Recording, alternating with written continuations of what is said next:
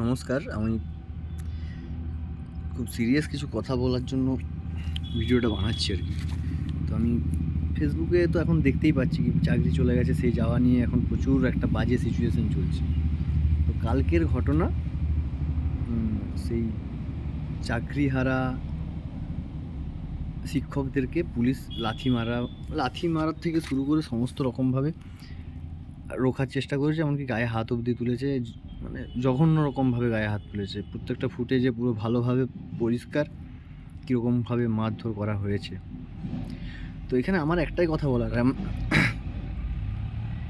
প্রথমত আমাদের পশ্চিমবঙ্গেতে চাকরি পেতে গেলে বহু বছর ধরে প্রতীক্ষা করে যেতে হয়, অপেক্ষা করে যেতে হয় কি কবে একটা ফর্ম বেরোবে।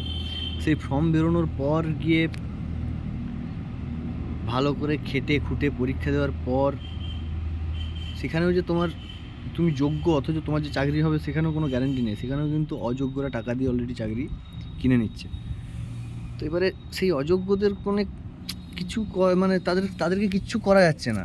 তাদেরকে নাকি কোনো প্রমাণ পাওয়া যাচ্ছে না, অযোগ্যদেরকে বাছাই করা যাচ্ছে না, সেই জন্য নাকি পুরো প্যানেলটাকেই বাতিল করা হয়ে যাচ্ছে।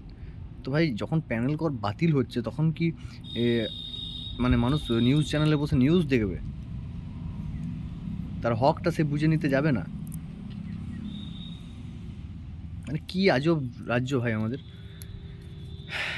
যেখানে ডাক্তার থেকে শুরু করে শিক্ষক থেকে শুরু করে সাধারণ মানুষ কেউ একজন সেফ না।